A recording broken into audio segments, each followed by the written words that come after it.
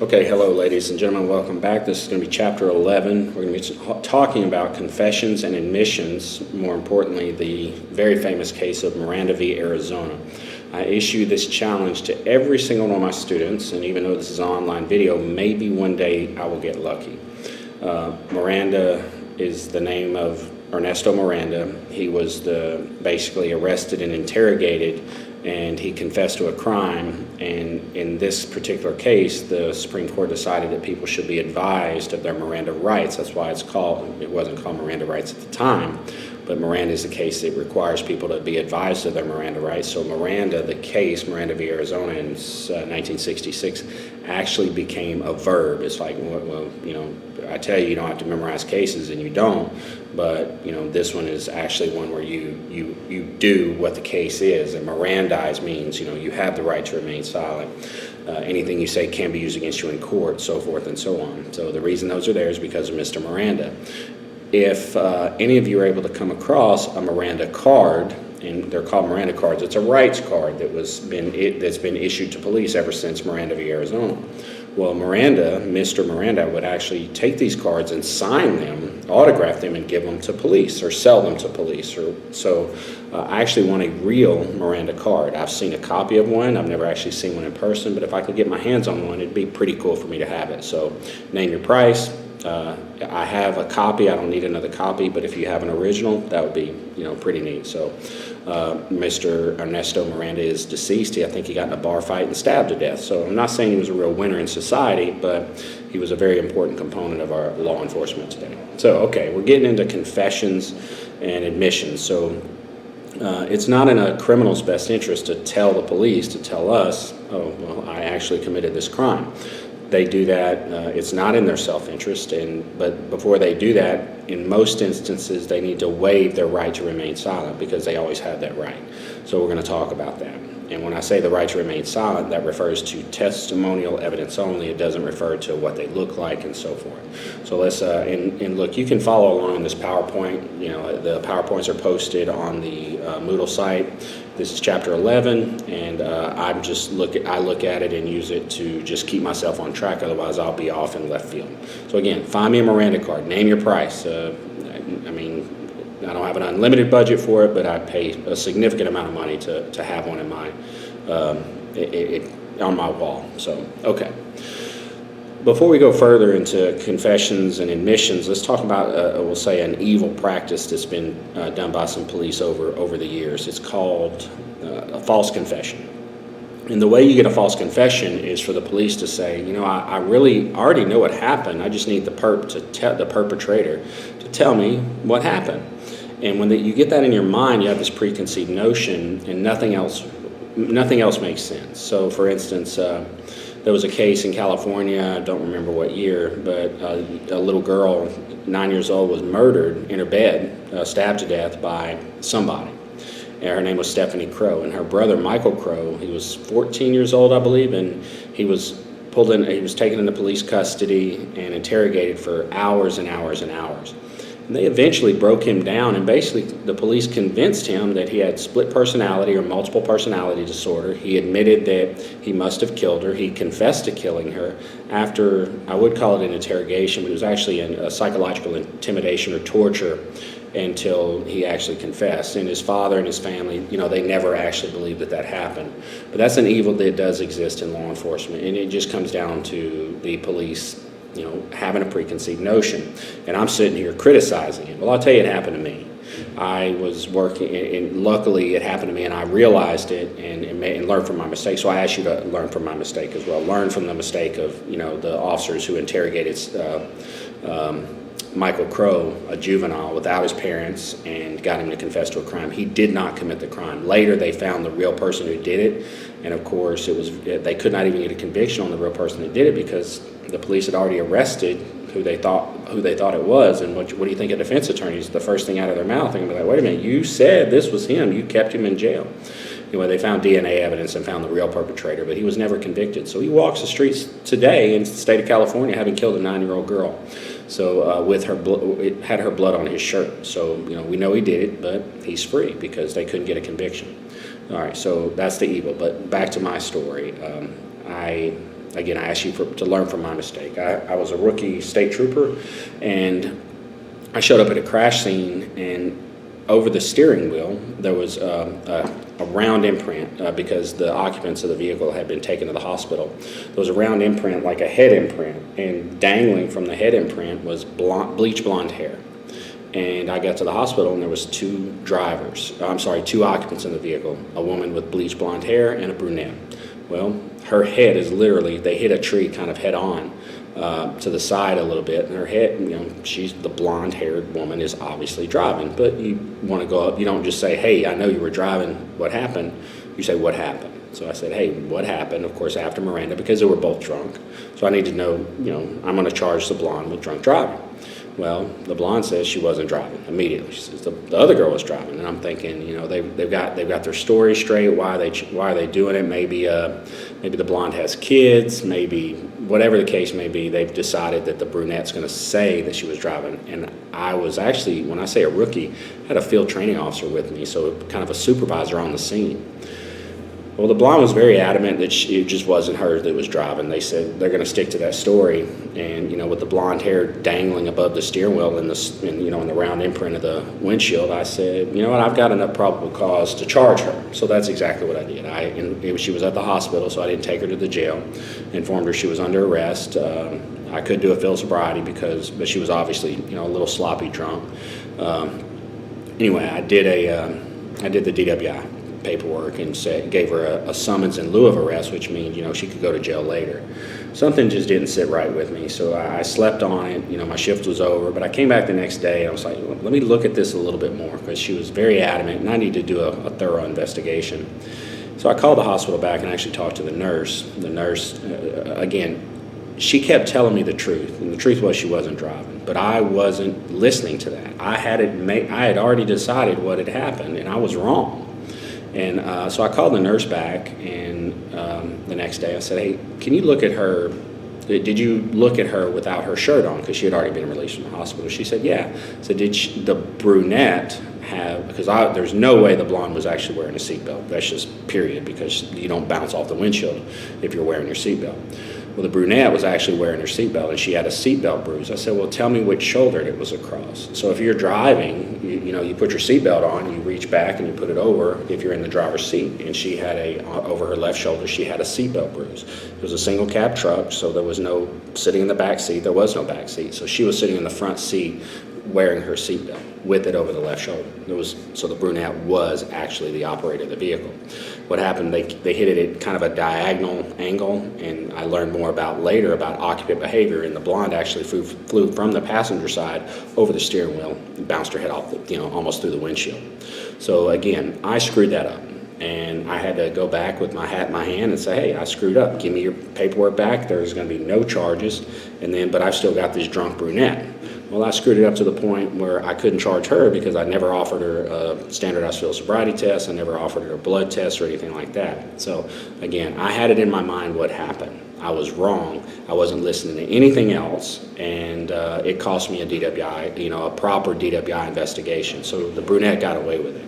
But again, I asked you to learn from my mistake and, be open to other ideas instead of just having it in your mind. Now, you might have a case where you have a guy on video actually committing the crime. He actually did it, and criminals are going to lie to you.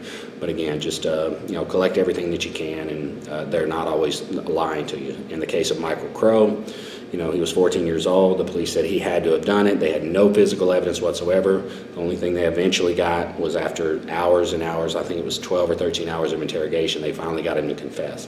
I can get a 14-year-old child to confess to killing John F. Kennedy, even though he wasn't born yet. If you put me in a room with him for 14 hours, deprive him of food, deprive him of sleep deprivation, tell him he's a liar over and over again, psychological intimidation. He'll tell me anything to get out of that room. So, again, police are properly trained in how not to do that. So the officer shouldn't have done that. The Michael Crow was eventually released, and they did file a civil suit, and they could afford his psychological treatment for the rest of his life because they got a significant legal settlement out of it because, again, it was a tortured confession. They wouldn't even allow the confession in. It was obviously tortured, but they were still going to continue to charge him with absolutely no evidence at all.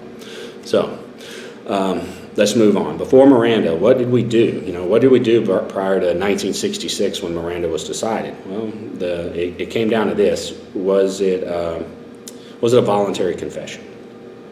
And they determined voluntary was basically was the suspect's will overborne. So if you sit a guy down in a chair prior to Miranda, you say, offer him coffee, treat him nicely, give him a donut, let him smoke a cigarette, whatever it is, you can say, hey, did you commit this crime? He says, yeah, I committed the crime. I killed my wife. Her body's in the trunk, or I buried the body in the park.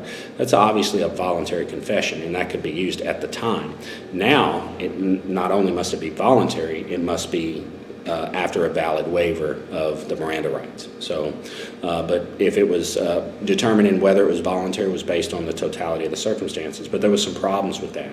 Like, if you didn't know this already, in the South, especially in 1936, when this case was decided, Brown v. Mississippi, some black guys were accused of crime against a white person. Well, I hate to say it, but in Mississippi in the 1930s, if you were arrested for a crime against a white person and you're black, you're getting a guilty verdict, and that's exactly what happened.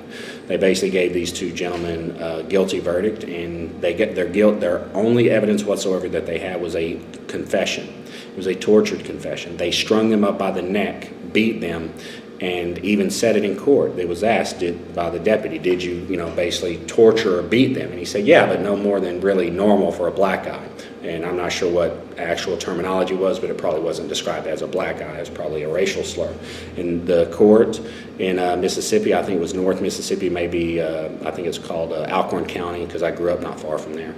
The court said, yeah, that's good to go. It's a good confession. Well, they appealed it, luckily, all the way to the Mississippi Supreme Court. And you would think the Mississippi Supreme Court would disagree with such conduct by the police, but they actually supported it. So finally, the U.S. Supreme Court stepped in and said, okay, you guys have gone too far. Now, Miranda wasn't required, but they did determine that that was a torture confession, and they excluded that confession. And what's funny is they actually still got a conviction later on with the exclusion of the confession. Again, if you were in a black and in Mississippi in the South, in that time in that time in history, you're getting convicted by an all-white jury. That's just the way it was.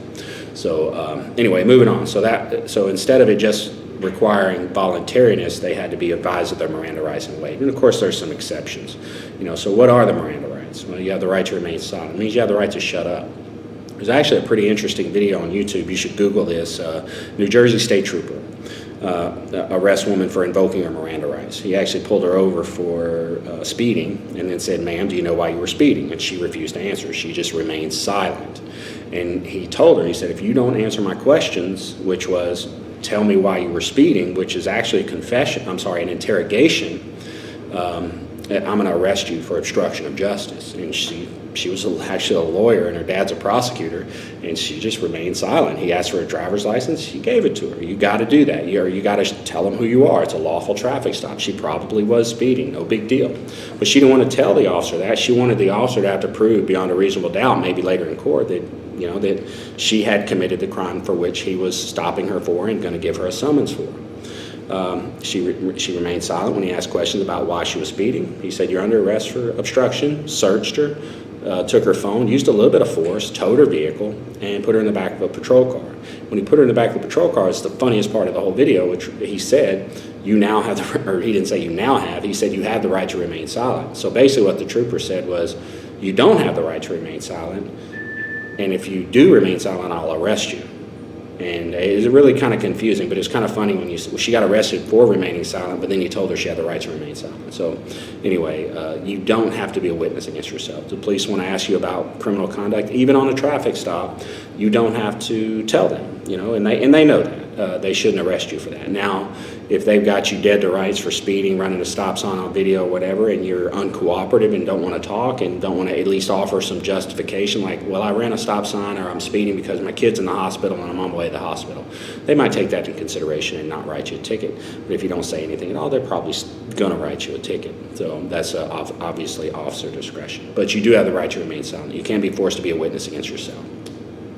Second, Miranda right, anything you say can be used against you in a court of law. So anything you say, can be used as a part of a criminal prosecution. So if you admit, hey, yeah, I killed the person and put the body, in XYZ location, that's going to be used.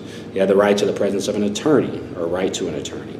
And you have that right at any point. Now, usually what happens is, and of course, if you cannot afford one, the state will appoint one. What happens a lot is someone will invoke their rights, and the right thing to do is stop the interview at that time, stop the interrogation. But don't forget, especially if you're a police officer, someone says, well, I want an attorney, see if they have one. You know, if they have the public defender's office, I'll go ahead and tell you the public defender's office is not going to come to your scene or your arrest scene or whatever the case is at 2 o'clock in the morning.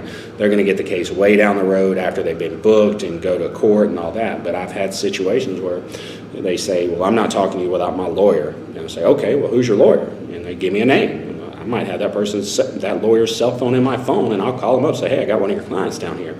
And I've gotten several confessions. The lawyer shows up, looks at my video evidence showing I got him dead to rights. It's like, look, it's best to be the first rat off the ship, be cooperative because he's got you on video.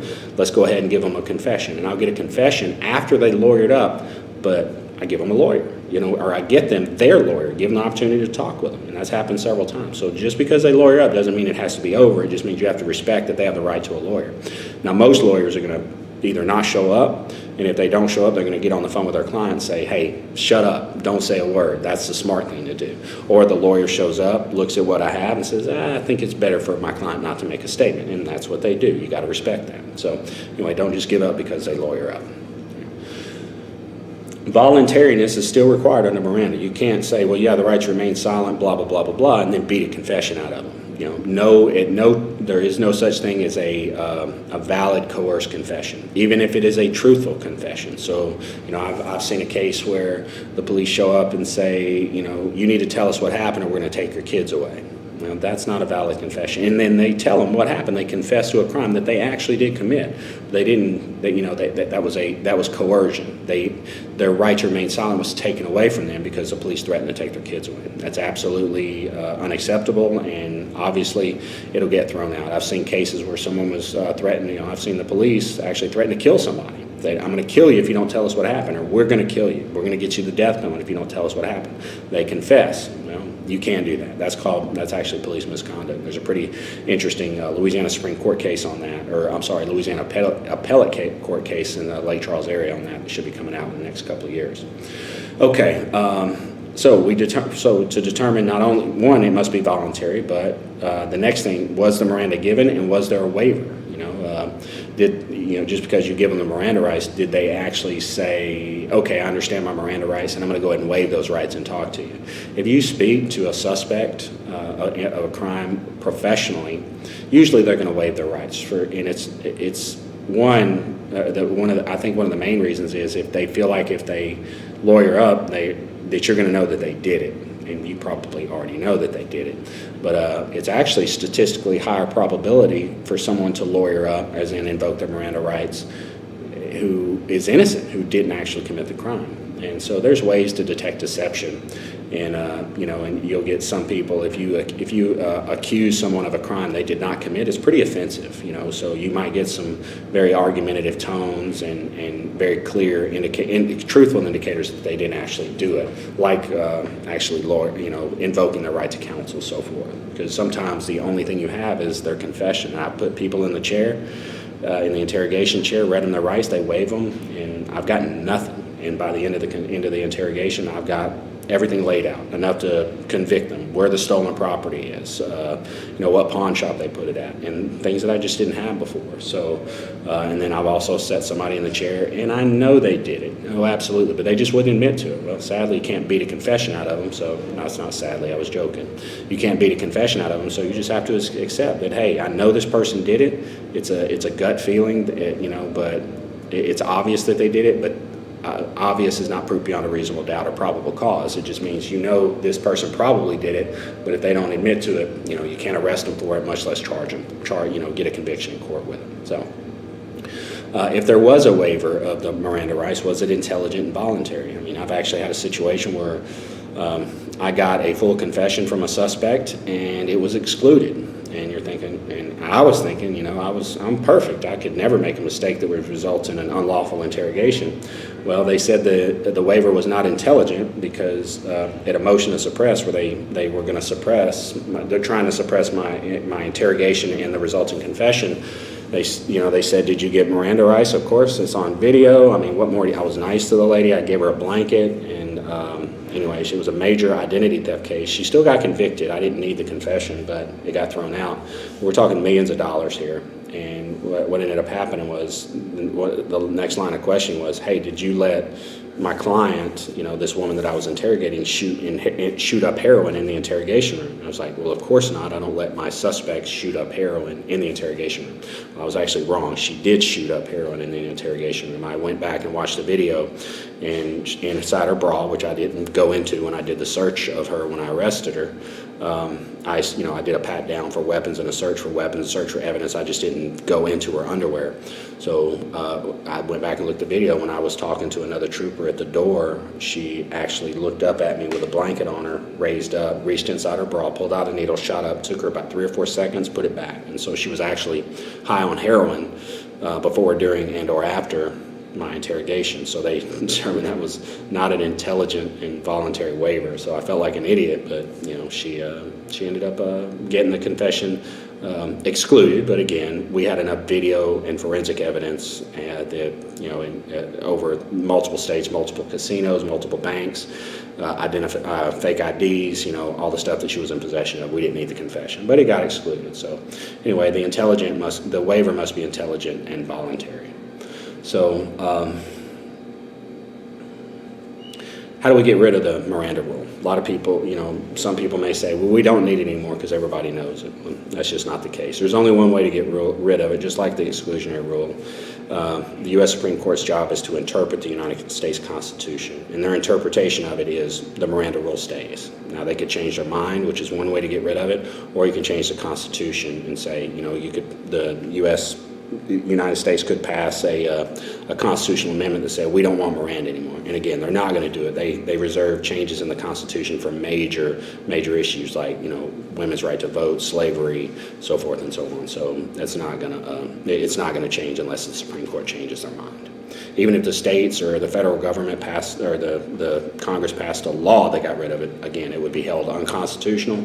Miranda warnings requirement is here to stay. So there's a state rule and federal rules as it pertains to Miranda rights. The state rules in the state of Louisiana, and again, you may or may not be in the state of Louisiana, Miranda is required whenever there's any interrogation and whenever someone is arrested. So if somebody you Louisiana police officers, you arrest somebody for not paying their traffic ticket, you have no intent to question them about anything whatsoever. Our Louisiana Constitution still requires that they be advised of their Miranda rights. Not everybody knows that, but it's there. Louisiana Article 1, Section 13 of the Louisiana Constitution, I think Code of Criminal Procedure, Section 218, requires Miranda to be given to everybody that gets arrested. So if you arrest them for anything whatsoever, even if you have no intention to question them, you are required to give them their Miranda rights. So please do so. If anybody tells you otherwise, refer them to Louisiana CCRP 218 and the Louisiana Constitution, Article 1, Section 13. But the federal government operates on a different set of rules, and the Supreme Court interprets. The state of Louisiana has added constitutional protections. They can do that. They can add protection to the federal side, but they can't take away from the federal, from the federal Bill of Rights or the constitutional protections.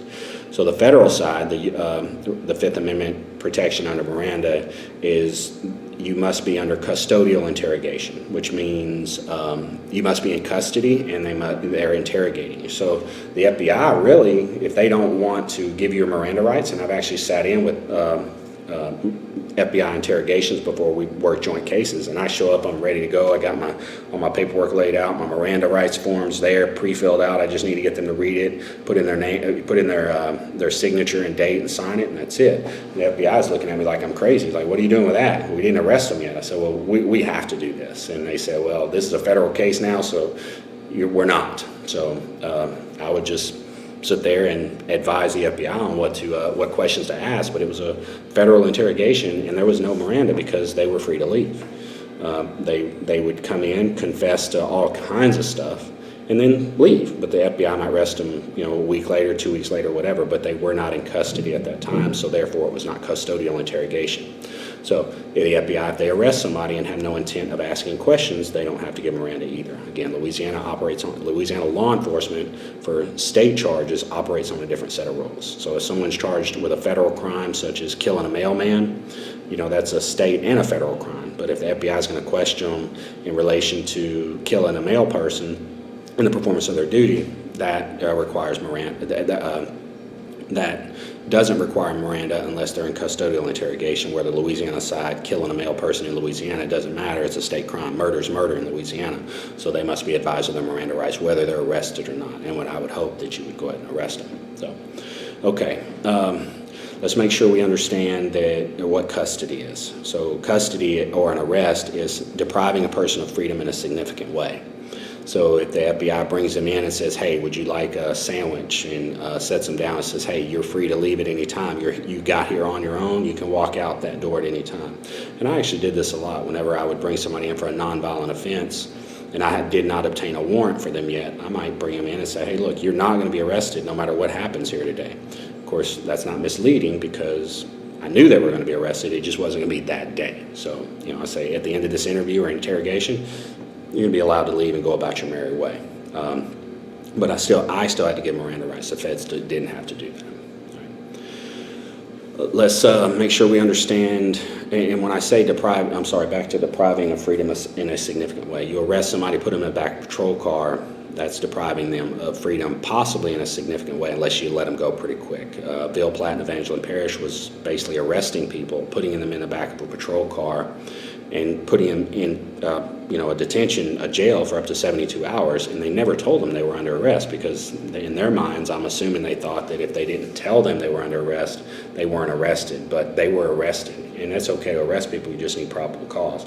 Well, they didn't have it. They were doing investigative holds, and they were under the assumption that you could hold somebody for up to 72 hours without charge. Again, that's kidnapping, can't do that. All right, so that's what custody is. Now, what is interrogation, custodial interrogation? It's when the police ask questions that intend to incriminate. So if you ask, hey, what's your name? That's not really an interrogation. It's just, hey, I need your name to fill out this ticket or paperwork or whatever.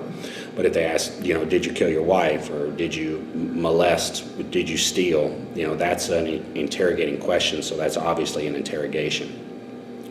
Also, if the police ask no questions, but through their actions create the functional equivalent of an interrogation. This is known as the Christian burial speech, where the guy was in the back of a police car, and I may have told this story already. He's in the back of a police car. They suspect him of doing something. He's already invoked his Miranda rights, so they can't question him, but the detectives start talking to each other. And when they talk to each other, they say things like, oh, she deserves this, to be with her family for Christmas. And so as a result of hearing that conversation, the suspect in the back seat says, you know what, this is where the body is. Well, that's a confession. And the Supreme Court did rule that even though the police did not ask questions, they created the functional equivalent of an interrogation by making statements designed to elicit a response. Well, those statements designed to elicit a response, got a confession, so that was excluded.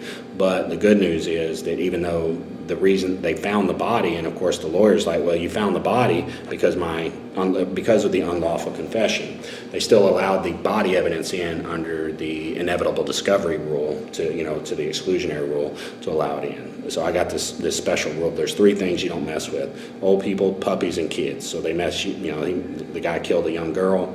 You can't do that. So again, they did say, the police were too tricky and really did an interrogation, but we're going to go ahead and let the body in under inevitable discovery because they would have found the body anyway. Because she was in a park in a snowy area, they were looking in that area, they would have found her the next morning or something. Now, if he would have buried her 30 feet down, under a concrete slab, and nobody ever could have found out without that, that obviously wouldn't be inevitable discovery, and so therefore that evidence, discovered from the unlawful interrogation would not have been able to be used.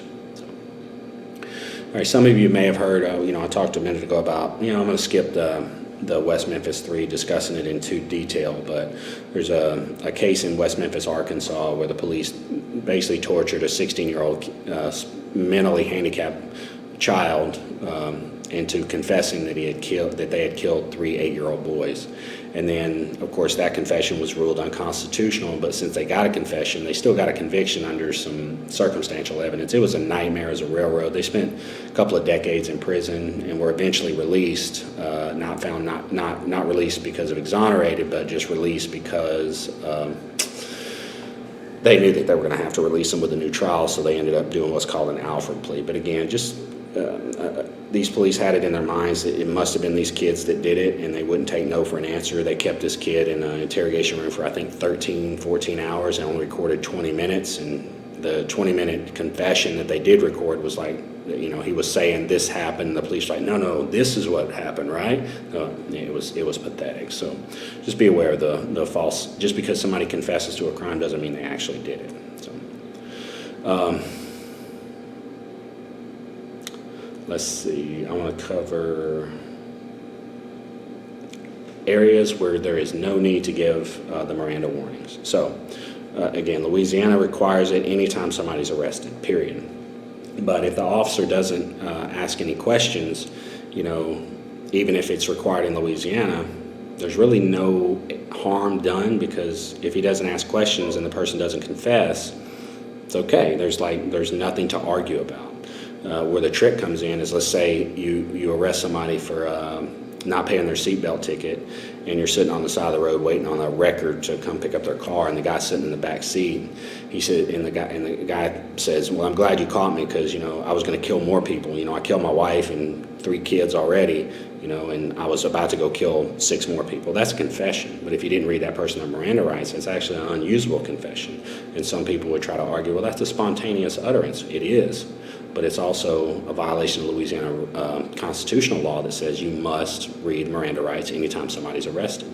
So the better, option, is, even if you don't plan to question them, is they get arrested, they get the Miranda rights. And if you think they might lawyer up, or you're worried about that or something, the law says you have to read them the Miranda rights. Doesn't say you have to waive them, doesn't say you have to understand them. Like, for instance, if you got the detectives are waiting at the office to talk to this guy about a major crime and you arrest him, you say, "Hey, I'm not going to talk to you at all, but you're under arrest and I got to give you Miranda rights." Don't say anything. You read them their Miranda rights and say, "All right, thank you for listening," and slam the door. Don't even give them a chance to say, "Well, I want a lawyer," because you're not there to get a waiver. The law says you're required to Mirandize them and let them just remain silent.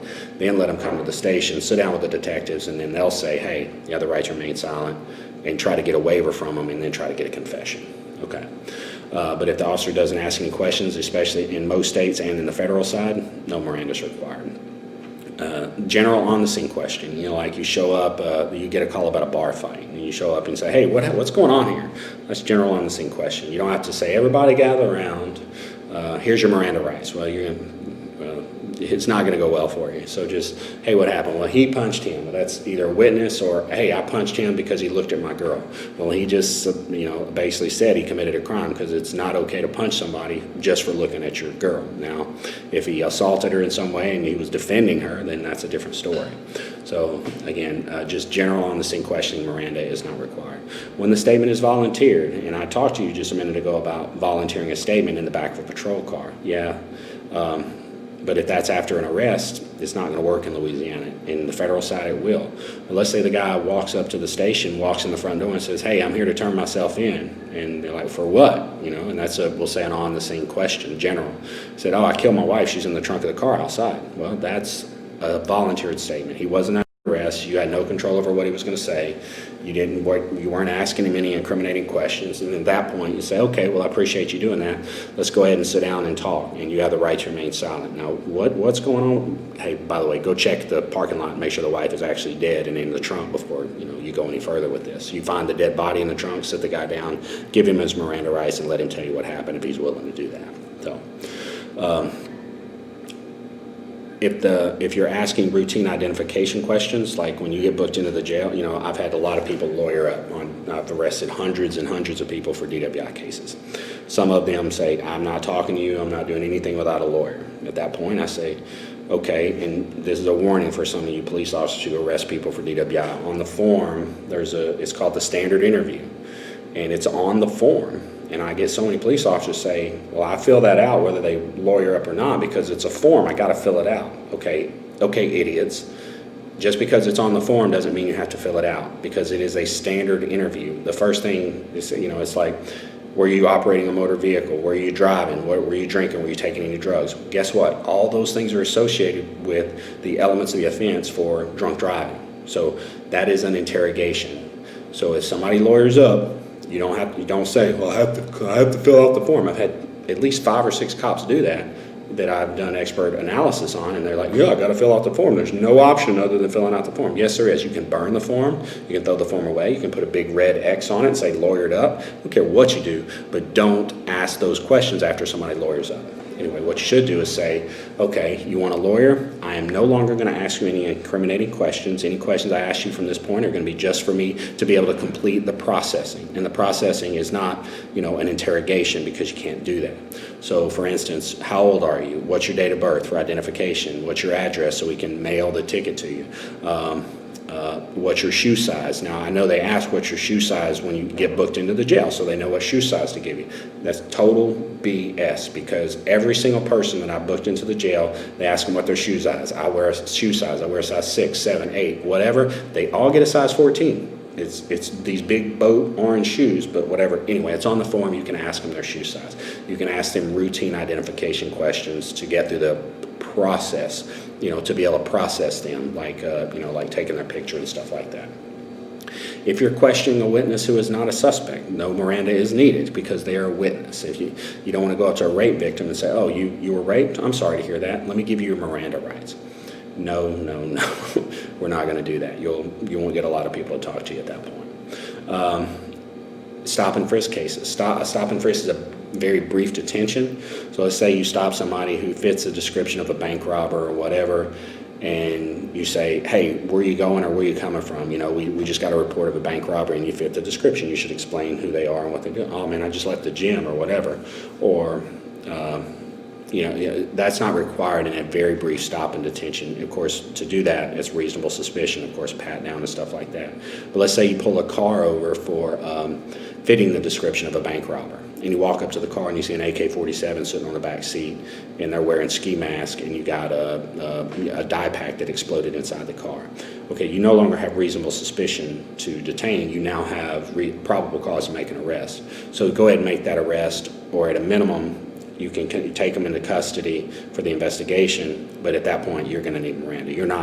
That's not a brief stop and detention. You have probable cause to arrest this person and continue, and so they're going to need Miranda at that point.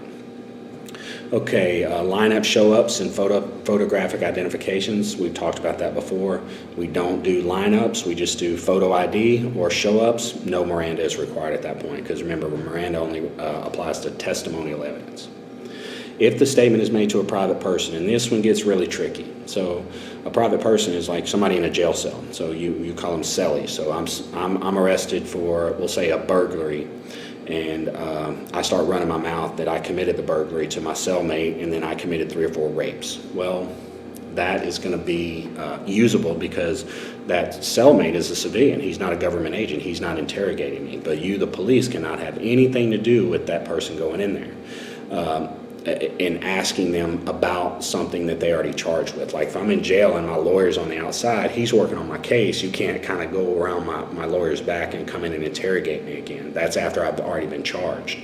Now, if I'm in there on a burglary and you want to try to get some information on a murder, you can actually put a cop in the cell with me. He doesn't have to tell me he's a cop, and let him be my friend. If I want to run my mouth about the murder, I think I'm talking to a private citizen, that's actually an okay situation where you can use that evidence. You can use that testimonial evidence without Miranda. But again, that's for something I'm not even charged with.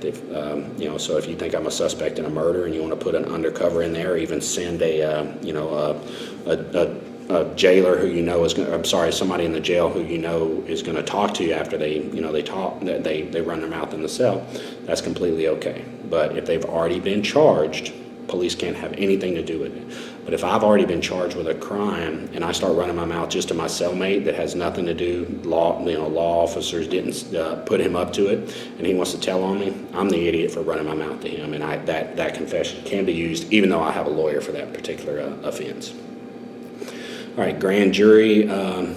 grand jury proceedings, Miranda is not required. So they might put someone in the hot seat of a grand jury box and say, hey, did you commit this murder? Did you commit this bank robbery or whatever? And of course, the best answer for them to give if they actually did it would be, I'm invoking my Fifth Amendment right to remain silent. That's completely okay. Unless, of course, if the court gives them immunity, if someone is given immunity, they cannot be charged for the offense. Therefore, the Miranda doesn't apply anymore, because you can't be a witness against yourself, because you can't go to jail for what you're about to say. So actually, let's say me and my friend committed a bank robbery, and they want my friend more than me. They know I did it, or pretty sure that I did it, but they want him. So they set me in the grand jury box and say, did you commit the bank robbery, you and John? And I say, well, I'm invoking my Fifth Amendment rights. At that point, they serve me with an immunity letter and then tell me Fifth Amendment no longer applies, answer the question. If I still refuse, I can be put in jail forever until I answer. That would be not put in jail. I'd be put in jail for contempt of court. So that can happen. It's very, very, very rare. Law enforcement doesn't have that ability, but it is a tool that can be used.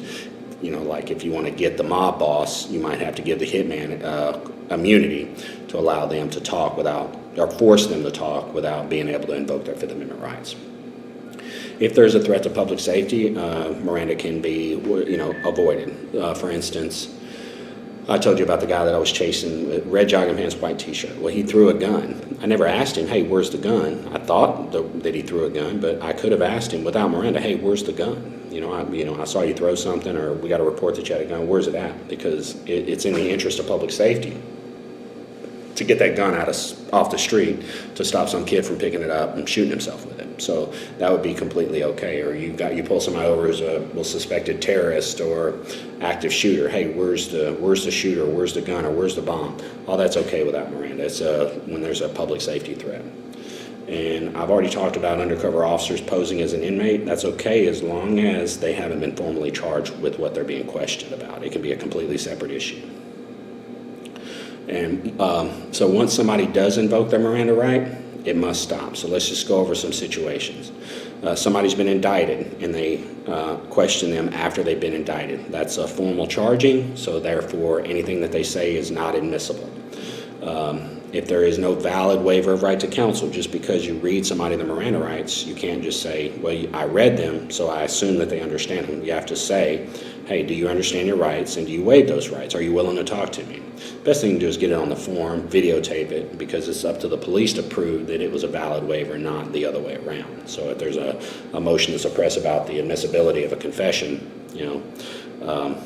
the police must show that it was voluntary and it must be a waiver. So if someone has invoked their right to counsel during questioning must stop. You can't just ignore it and keep going. That's was supported by Smith v. Illinois. Interrogating about a second offense after invoking a Miranda for the first offense. You can't just say, well, I'm going to talk to you about something else after you've lawyered up. Once they've lawyered up, the interrogation stops. Whether you want to talk to them about one more crime or 50 more crimes, it must stop at that point. Of course, if somebody says, I want a lawyer, it stops there. Let's see. There's also one that I've actually seen people do. I was actually riding with the sheriff's office, and we responded to Walmart, and we walked in, the guy was sitting in a chair with stolen merchandise sitting in front of him, and the Walmart loss prevention surveillance had detained him. They're lawfully allowed to make an arrest until the police get there and detain him for a reasonable amount of time. And anyway, so we got there, and loss prevention said, this guy stole that, and we have it on surveillance footage. So at that point, we have probable cause to arrest him for it, even though we hadn't seen the surveillance footage yet, but that was enough. And the officer said, hey, the deputy said, hey, what happened? And I was kind of confused. I was like, why is he interrogating him without Miranda? And the guy said, I stole that, in so many words. I said, okay. Then the officer said, now, you have the right to remain silent. He gave him his Miranda rights. And he said again, okay, tell me what happened. And the guy said, I stole that. And I was quiet because I knew what he had done at that point. He basically said, I'm going to get him to say what happened, and then I'm going to give him his Miranda rights so I'm covered. And anyway, so he gives him a summons and actually lets the guy go, as in he's charged. He just doesn't get booked into the jail. It's a misdemeanor theft, a citation in lieu of arrest. So once we get done, I said, hey, what happened there? I said, you interrogated him without Miranda, and then you did it again after Miranda. He said, oh yeah, I know, the first one I can't use it, but the second one I can. I said, absolutely not. And he's like, well, who said? I said, the Supreme Court. When? 2004. What case? Missouri v. Sieber. You can't get an unwarned confession, interrogate somebody, get them to tell you what happened, then read them the Miranda rights to get the same confession again. The first one taints the second one. That's not my words, that's the U.S. Supreme Court's words. So anyway, I said, hey, you got to stop doing that. Now, this was a case where we had it on video, so it didn't really matter. Otherwise, I would have stepped in and said, hey, you need to stop right now. We need to give this guy his Miranda rights because this is important.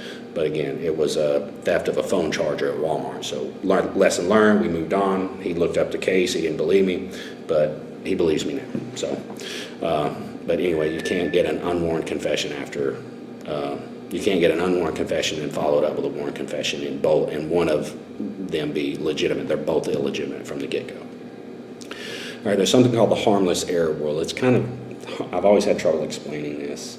Let's say in Louisiana, we're required to give the Miranda rights. So let's say I get arrested for drunk driving. Police ask me how much I had to drink. And I say, I want a lawyer and I'm not telling you anything. Well, they notice I have a strong odor of alcoholic beverage, swaying, slurred speech, open containers in the vehicle, been driving all over the road, 6 911 calls.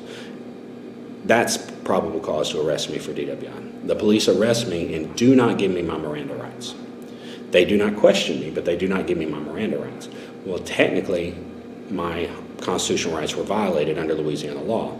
I was supposed to be advised of my Miranda rights. Since that did not happen, it's an error.